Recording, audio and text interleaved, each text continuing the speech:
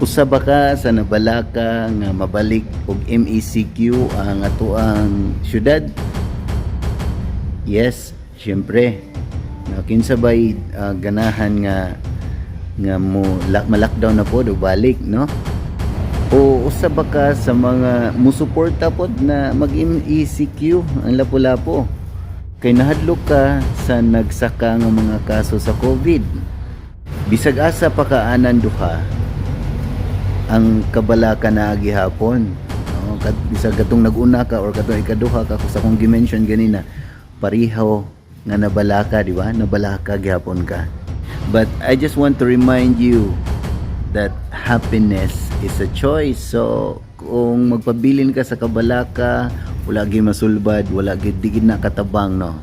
To be happy, I know dili siguro maayo nga kahimtang ang MECQ, so you could do something that could be productive.